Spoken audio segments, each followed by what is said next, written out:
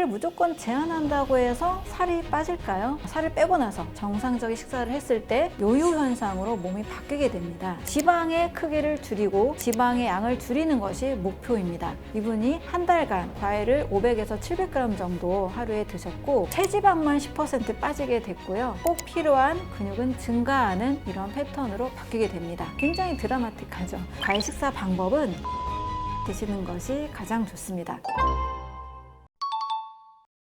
과일로 다이어트를 하면 요요 현상이 없습니다. 당연히 도움이 되고요. 오히려 몸의 신진대사가 더 정상화되기 때문에 대부분의 다이어트 후에 겪게 되는 요요 현상이 없다는 측면에서 저는 정말 추천하는 다이어트입니다. 저 또한 과일 식사를 하게 된 이후에 예전에 막 겪었던 빵을 먹고 막 다이어트 하게 되고 또 막 요요가 와서 힘들고 이런 현상들이 다 사라지게 됐습니다. 또 저에게는 이제 환자분들이 많이 상담하러 오시는데 과일 먹고 살이 너무 많이 빠져요 라고 오히려 지나치게 빠져서 걱정인 분들이 또 많으시거든요. 저 과일로는 충분한 다이어트가 됩니다. 그 이유를 좀 설명을 드리면 대부분의 다이어트는 칼로리 제한과 운동으로 접근을 하죠. 그래서 잉여되는 칼로리를 최대한 많이 태우는 방식으로 줄이고 운동을 통해 태우는 방식으로 접근을 합니다. 물론 운동은 당연히 도움이 됩니다. 그런데 칼로리를 무조건 제한한다고 해서 살이 빠질까요? 오히려 지나친 저칼로리 식단을 해서 나중에 살을 빼고 나서 정상적인 식사를 했을 때 몸은 다시 채워야 된다라는 보상 심리가 작용을 해서 요요 현상으로 몸이 바뀌게 됩니다. 그래서 저칼로리 그리고 칼로리라는 개념은 사실 다이어트에 있어서 크게 도움이 되지 않는 개념입니다. 우리 몸은 태워서 발생하는 열이 아니라 소화 효소에 의해서 몸이 에너지를 만들고 몸이 에너지를 얻기 때문에 태우면서 발생하는 칼로리 개념과 우리 몸이 소모하는 칼로리의 개념은 전혀 다르다라고 볼 수 있습니다. 그래서 칼로리 개념이 아니고요. 역시 효소 개념으로 접근을 해야 됩니다. 효소가 충분히 많이 들어있는 음식은 과식하기가 어렵습니다. 그 음식이 바로 과일이고요. 과일 속에 들어있는 효소, 또 수분, 식이섬유, 비타민, 미네랄들은 오히려 간과 장에 있어서 신진대사를 매우 활성화시킵니다. 특히 제가 다이어트 할 때는 이 장기를 중요하게 챙기세요라고 말씀드리는데요. 바로 간입니다. 자, 우리가 살을 빼고 싶다라는 것은 실제 살, 플래시, 근육이 아니라 지방이잖아요. 지방의 크기를 줄이고 지방의 양을 줄이는 것이 목표입니다. 근데 이 지방이 우리 몸이 움직여서 사용되는 지방도 있지만 이 지방을 많이 사용하고 분해하는 곳이 바로 간입니다. 간에서 지방을 막 분해를 하고 지방 대사가 활발히 이루어져야만 다이어트가 잘 되는 거죠. 그런데 이제 살이 찐 많은 분들을 보면 일단 간의 건강이 나쁜 상태라고 볼 수 있습니다. 이제 초고도비만 이런 분들은 일단 간이 대부분 지방간이고요. 간염도 심지어 간경화까지도 와 있을 수 있는 분도 계십니다. 간 기능이 제대로 돌아가지 않기 때문에 살이 쪄 있는 상태로 바뀐 거죠. 따라서 간 기능 회복을 먼저 하는 것이 요요 없는 건강한 다이어트 핵심이라고 볼 수 있습니다. 간 기능, 제가 아까도 과일 섭취를 통해서 간 영양제를 섭취하자라고 말씀드렸잖아요. 그래서 과일 식사를 할 경우에는 간이 회복이 됩니다. 간에서 이 회복된 간은 지방 대사를 활발하게 만들어냅니다. 우리는 다이어트 하면 당연히 고단백 식사를 많이 생각하죠. 하지만 저는 과일 식사를 먼저 챙겨드리고 단백질을 과일로 바꿨을 경우에 어떤 일이 일어나느냐, 이분이 한 달간 과일을 500에서 700g 정도 하루에 드셨고 한 달간 오히려 체지방이 5% 이상 빠지게 됐고요. 근육량이 2kg 정도 증가하는 패턴으로 바뀌게 됐습니다. 굉장히 드라마틱하죠.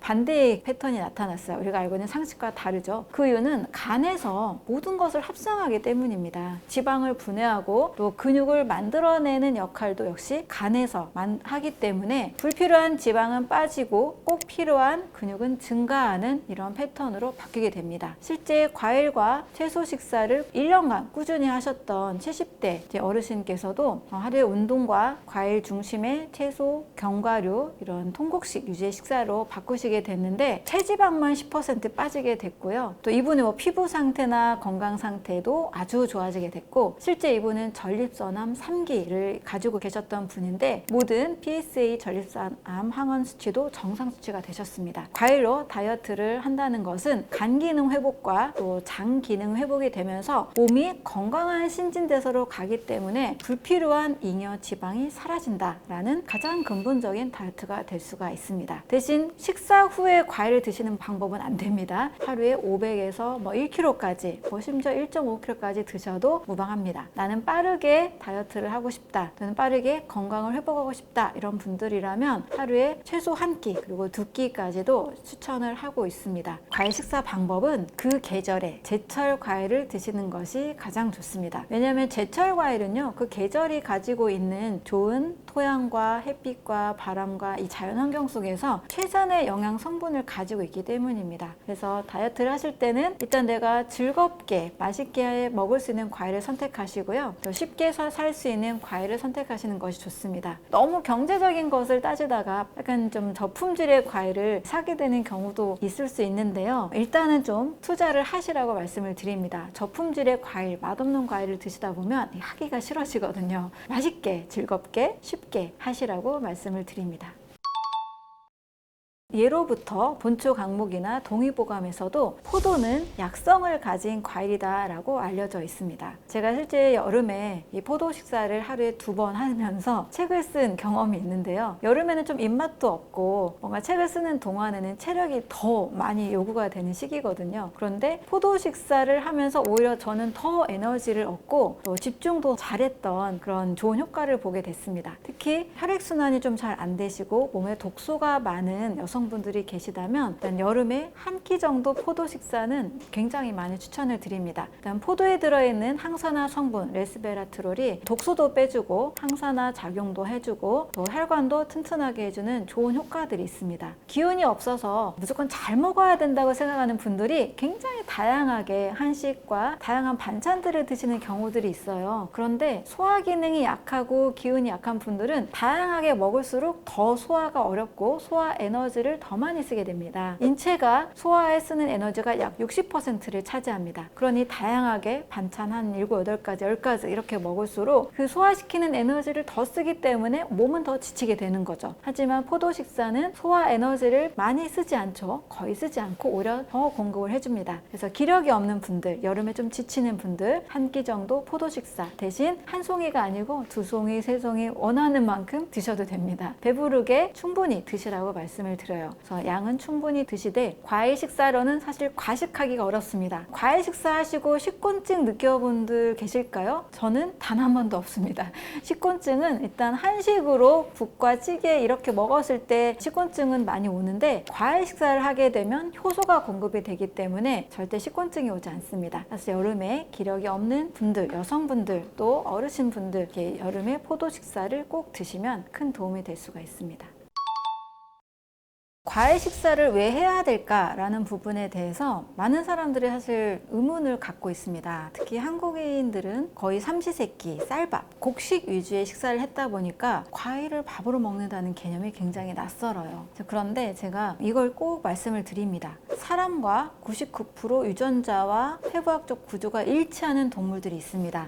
사람과 비슷하기 때문에 유인원이라고도 하죠. 그리고 영장류라고도 합니다. 바로 원숭이, 고릴라, 침팬지 이런 동물들이죠. 이들의 해부학적, 유전학적 구조가 비슷하기 때문에 약을 개발할 때의 임상 실험에서의 가장 마지막 단계에서 영장류 실험을 하기도 합니다. 마우스로 실험을 했을 때나 토끼, 강아지, 개로 실험을 했을 때와 영장류 실험했을 때의 결과가 달라지기 때문인데요. 그런데 이들이 무엇을 먹나요? 육식동물은 고기를 위주로 먹고 잡식동물은 고기와 여러 가지를 먹습니다. 초식동물은 풀을 먹습니다. 각각의 이 동물들은 자기가 먹어야 되는 음식을 먹고 피와 살과 에너지를 만들어내죠. 그러면 이 유인원들의 식사는 바로 과일이라는 것을 잘 알고 계실 겁니다. 과일을 먹고 우리는 단백질을 만들고 근육을 만든다는 것을 상상하기 어려운데요. 우리가 알고 있는 원숭이, 오랑우탄, 고릴라 다 굉장한 근육질입니다. 이들은 주식인 과일, 그리고 채소, 나무 뿌리, 줄기, 약간의 곤충 5% 정도 이내로 먹는데요. 이렇게 과일 식사 위주로 하면서도 근육도 만들고 피와 살과 에너지를 다 만들어내고 있습니다. 자, 이것에서 착안을 했을 때 유인원들의 침샘의 성분들, 또 소화기관, 또 장의 길이, 이 모든 것들이 사람과 다 거의 똑같기 때문에 우리는 유인원과 비슷한 식사를 하는 것이 가장 이상적이지 않나라는 생각을 하게 됐고, 또 많은 자료들을 통해서도 확인을 하게 됐습니다. 그래서 삼시세끼를 다 과일 먹자가 아니고요. 그 중에 가장 해독에 좋은 시간대인 아침 식사로 한 끼 과일 식사를 저는 모든 사람들이 했을 때 정말 좋다라고 말씀을 드리고 있습니다. 아침에 과일 식사를 하게 되면 정말 너무나 많은 좋은 효과들이 있는데, 일단 고혈압 있었던 분들, 당뇨 있었던 분들도 혈당 혈압이 정상 수치가 됩니다. 또 장 기능에 있어서도 굉장히 많이 효과가 있죠. 제가 특히 만성변비인 분들도 50년, 70년 이런 만성변비인 분들도 해결을 해드리게 됐는데, 3일 동안 과일만 드세요라는 약간 강한 처방을 내립니다. 3일 동안 과일 식사 마음 먹으면 할 수는 있어요. 뭐 3일 동안 단식을 하는 사람들도 있는데 과일을 충분히 드시라고, 배부르게 드시라고 말씀을 드립니다. 그랬을 때 장에 있는 독소들 또 숙변들도 제거가 되고요. 또 장에 충분한 수분과 식이섬유가 제공이 되기 때문에 만성변비도 해결이 됩니다. 그래서 변비 있는 여성분들은 꼭 아침 식사로 과일 식사 하시면 너무 좋습니다. 자, 그 다음으로는 또 간 기능을 굉장히 좋아지게 만듭니다. 간이라는 장기는 인체에서 500가지 이상의 일을 한다라고 알려져 있는 인체의 거대한 화학 공장이라고 할 수가 있죠. 우리가 조혈작용이 잘 안 되는 것, 면역력이 떨어지는 것도 다 간 기능으로 볼 수 있습니다. 이 간 세포는요, 충분한 영양소를 필요로 합니다. 특히 간은 인체의 70% 독소를 또 해독하잖아요. 해독하는 데 있어서도 영양소를 필요로 합니다. 특히 간에는 에이스라고 해서 비타민 A, 비타민 C, 비타민 E라는 항산화 영양소, 면역에 관계된 영양소가 아주 중요하게 작용을 합니다. 또 간이 만나는 게 굉장히 많은 독소를 만나잖아요. 그래서 이 독소를 해독하는 데 크게 도움을 주는 항산화 영양소들도 필요로 합니다. 항산화 영양소라 하면 산화를 막는다라는 뜻이고요. 활성산소를 중화시키는 역할을 하죠. 그래서 뭐 토마토의 라이코펜, 포도의 레스베라트롤, 사과, 양파의 퀘르세틴, 다양한 안토시아닌, 플라보노이드, 카로틴 계열의 다양한 식물 성분들을 뜻합니다. 자, 이런 성분들이 많이 들어있는 게 무엇일까요? 바로 과일입니다. 물론 일부 채소에도 있습니다만, 아침에는 이 과일 식사를 하게 될 때 간 영양제도 충분히 먹는 효과가 있다라는 겁니다. 그래서 혈당 혈압을 떨어뜨리고 해독에도 도움이 되고 만성 피로와 변비도 해결이 되는 차원에서 아침 식사는 꼭 과일로 하시면 좋겠습니다. 이렇게 아침 식사 한 끼만 바꿔줘도요, 정말 너무나 많은 좋은 효과가 있었다라고 저에게 이제 독자님들이 이메일 많이 보내주시는데요. 위축성 위염 해결된 분도 계시고요, 헬리코박터가 사라진 분도 계시고요, 만성 비염이 굉장히 완화된 분도 계시고요, 또 과일 식사를 더 열심히 했을 때 자가 면역 질환, 배체뜨병이 해결된 분도 계십니다. 또 암 환자분들에게도 저는 과일 식사를 권하는데요. 기력이 정말 없다가 기운이 나기 시작한다. 소화가 잘 되니까 속이 너무 편하고 좋다. 이런 이야기들도 많이 하고 계십니다. 그래서 일단 몸의 신진대사가 떨어진 어떤 질병을 가진 상태시라면 반드시 아침 식사는 과일 식사를 꼭 추천을 드립니다.